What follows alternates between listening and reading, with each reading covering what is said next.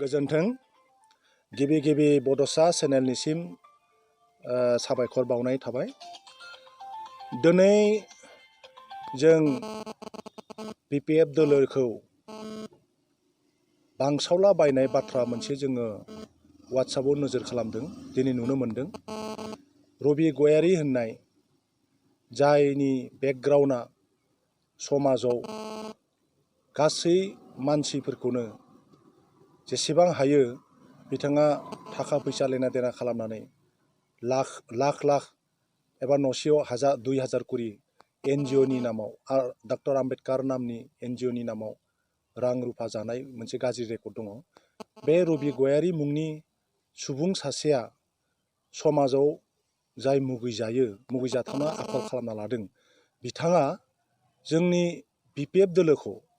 बिसेसकरि खालिंदुवार समस्तिनि जोंनि दैदेनगिरिफ्रा सोरबा गुबुन मानसिफोरनो रां रुफा राननाय होननानै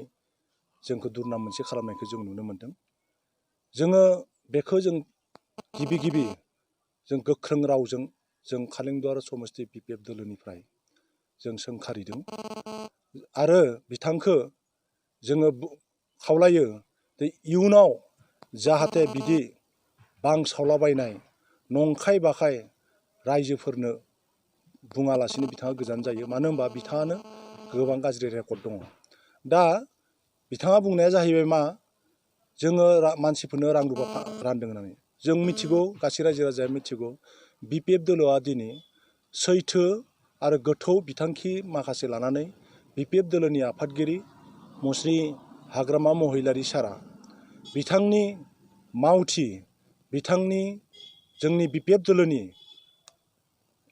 एमसिएलएनो जा इएमआनो जा माखासेखौ लानानै बिपिएफ दोलोखौ स्ट्रं खालामबोबाय थादों। बेबादिनो देग्लाय एखे लेथारै खेबथाम देरहाबोनाय आरो देग्लायबो बिपिएफ दोलोनि बिजाथि जोंनि खालिंदुवार समस्तिनि बनजा दैमारिनि हेंथायै आरो खालिंदुवार समस्तिनि जोंनि बिपिएफ दोलोनि दैदेनगिरिफोरनि हेंथायै बिथाङा नंखाय बाखाय गाज्रि मैया रां रानदों होननानै बुंलाबायदों। जोङो खेबसे लागैनो बुंनो सानो, बेबायदि रां राननाय बाथ्राया नंखाय मिसा। बिथाङासो बरन्स दहाय बुंलांनाय बायदिहाय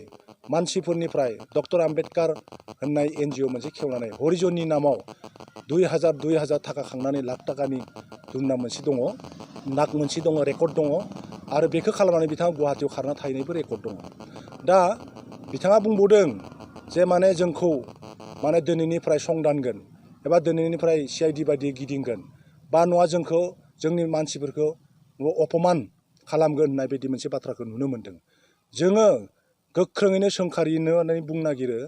जे बे बेलायाव जोंसो गोख्रोंसिन। दा सोर बबेथिं सोर हान्जाया सोर नंखाय बाखाय सोर हान्जानि जानानै दालालगिरि बादियै बिपिएफ दोलोनि हेंथायै खामानि मावबाय थादों। बिथांमोननि आइडिय'ल'जि बेफोरखौ रायजोफोरनो बुङालासिनो नंखाय बाथ्राजों समाजखौ गाज्रि गुबुंले खालामनो थाखाय, भुल बुजाबुजि खालामनो थाखाय नाजाबाय थादों। बे बाथ्राखौ जों जेब्लाबो जाफुंहोआ। मिथिना मोन्दों जों रबि गयारी, बिथाङा रबि गयारी होननानै मिथिना मोन्दों, जों मिथिना मोनबाय। बे रबि गयारी बिथांखौ जोङो साबधान खालामना होनो नागिरो जे बिथाङा दिनैनि उनाव नंखाय बाखाय बिदि जाहाथे दा फोसाव, नङाब्ला जोंबो आयेनगत बेबस्था लानो जों बाध्य जागोन। मानो होनबा जोंनिफ्राय बनजा दैमारि सार बिपिएफ दोलोनि खुनु सासे नेता नेतृबिन्द'आ रावनोबो रां रुफा रानाखै। जोंहा मोनसे गासै जाथि जनगोष्ठि गासैबो खौसेथियै मोनसे बनजा सारनि सायाव, बिपिएफ दोलोनि सायाव, हाग्रामा महिलारिनि सायाव गोथौ फोथायनाय लाखिदों जे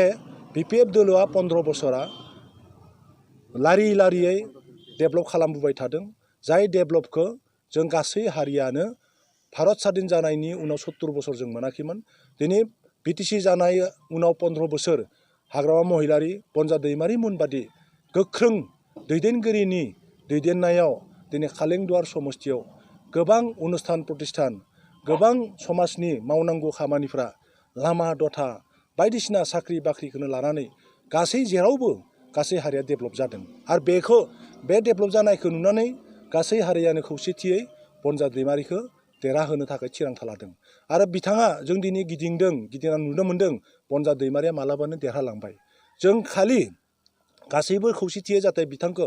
बांद्रायनिफ्राय बांद्राय भुटाव बहुद डिफारेन्सआव देरहाहोनो हायो बहुद डिफारेन्सआव देरहाखाथारगोन बेवहा गासै राजाया जोंखौ लिंहरदों खावलायदों जों नुजाहैदों बेवहाय जों सोरनोबा रां रुफा होनायखौ बुजाया बिथाङा हयथ' खानानो मा जोंहा मोनसे कुइसन जायो बे ओरैबायदि बांसावलाबायनाय आरो बिथांबायदि गोबांखौबो जों नुनो मोन्दों बेखायनो मोनसे अभ्यासाव परिनत जाबाय बिथांमोना मोनसे अभ्यास जाबाय बिथांमोना जे माने मानसिफोरखौ बिदिनो एबा बिपिएफ दोलोखौ बिदिनो दुरनाम खालामनानै रायजोनि गेजेराव माने रायजोजों सोमोन्दोखौ गोजान खालामनो हायो नामा मे जादों बिथांमोना दा बिथांनि बे बुंनायजों बिपिएफ दोलोखौ जेब्लाबो गोजान खालामनो हाया बिपिएफ दोलोआ गोख्रोंनिफ्राय गोख्रोंसिन जादों आरो बेबायदि रबि गयारिमोन बादि समाजजों लोब्बा थायै समाजनि गाज्रि मावग्रा समाजाव गाज्रि रेकर्ड थाग्रा बे रबि गयारिनि बुंनाया जोंखौ बिपिएफ दोलोखौ खालिंदर समस्तिखौ इसेबो दोरद होनो हाया जों खोनादों मेरबां सुबा थास'बारि ओरैहाय होननानै खिन्थु मानसिखौ जों रबि गयारि होननानै मोनथिना मोन्दों बिथांखौ जों मिथिखाना लाबाय बेखायनो बिथाङा साबधान जानाया मोजां जाहाथे बेबायदि दुरनाम खालामनांला आरो नंखाय बाखाय जुदि दुरनाम खालामबाय थायोब्ला जोंहा आयेनगत जों बेबस्था लानानै थांगोन जों मानो होनबा आयेनखौ सनमान होयो संबिधानखौ सनमान होयो जोंनि दोलोनि डिसिप्लिन दोलोनि जिखिनि सिन्ताधारा बे सिन्ताधारा बायदियै जों रायजोनि गेजेराव हाबदों आरो गासै रायजोआनो जोंखौ देरहाहोनो थाखाय थिरांथा लादों बेखौ गिनानै समखिनानै बिथांमोना फाग्ला बायदि बखिलाबायनाय जादों बे रबि गयारि बायदि माखासे नेता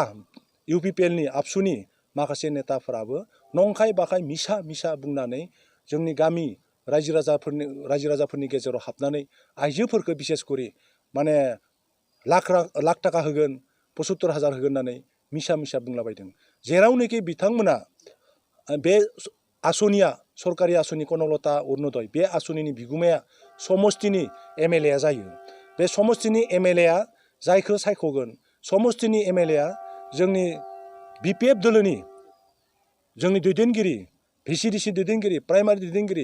दैदेनगिरिफोरजों रायज्लायनानै सोर मोनथावा बेखौ माला एमएलए गावनि नेम बादि रानगोन गावनि नेम बादि होगोन आरो होनो हानाय राइटआ दङ बेखौ रावबो इउपिपिएल बा आबसुआ कुनु दिना पावाराव फैयै मानसिफ्रा कुनु दिना 75,000 एबा 1 लाख होनो हाया बिसोरो मिसा बुंनानै बर' रायजो राजाखौ थगायनानै अत' बोसोरे 15 बोसोर थगायबोबाय थादों जाउनाव बर' रायजोफोराबो बुजि मोन्दों आरो मोजाङै बुजि मोनबावदों होनना जों सान्दों जे देग्लाय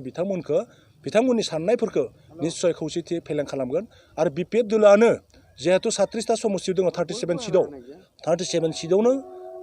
देग्लाय देरहागोना सिउर 100% जानानै दङ बेखायनो जोंहा जिंगा नांगौ गैया बे खालिंदर समस्तियाव गासै हारिखौनो लानानै जों आवगायगासिनो दङ बेनिफ्राय दा बे आवगायना थानाय जोंनि बिपिएफ दोलोखौ दुरनाम दा खालामथोंसै बे रबि गयारि होननाय मानसिया आरो बिथांबादि सोरबा दस्रा फल'वारफ्राबो जोंनिफ्राय दुरनाम खालामनायनिफ्राय गोजान जानांगौ बे रबि गयारि होननाय जायनोखि समाजाव गाज्रि रेकर्ड दङ बिथाङा जोंखौ माने बिपिएफ दोलोनि मानसिफ्रा गामियाव थांनानै हर सान थाखा रानदों होननानै नंखाय बुंदों आरो दा बियो बुंदों जे दिनैनिफ्रायलायनो बिसोरो जोंखौ एंकवारि खालामगोन आरो थाखा राननाय समाव जोंजोंनो मोगा मोगि जादों होननानै बुंदों नंखायथार मोगा मोगि जानानै माबा नाराथिलि नाराबारि माबा होसोलायनाय जादों होननानै बुंदों जों गोख्रों रावै सोंखारिदों आरो जोङो प्रत्याबान जनायदों बिथाङा महा प्रमान दङ जोंजों मुखामुखि जानाय जों मुखामुखि जों मिटिं खालामबाय थानाया जों दोलोआ खालिंदर समस्तिनि दैदेनगिरिफ्रा आंखौ लानानै आरो माखासे दैदेनगिरिखौ लानानै बाहागो जोङो रायजोफोरा हांख्रायनाय बायदि जोङो मेल मिटिं खुंबाय थादों बनजा दैमारि सारनि मावनायनि जि हाबाफारि जोबनो गैयै हाबाफारिखौ जों बुंथिबाय थादों बिथाङा महा नाराथिलि जोंखौ लोगो मोनखो महा मुखामुखि जादों जों दा दिनैहाय मिथिना मोनबाय बिथाङा लाख थाखानि केलेंकारि जानानै जेरैबायदि गुवाहाटियाव खारना थाहैदों बे मोनसेखौ जों मिथिना मोनबाय प्लास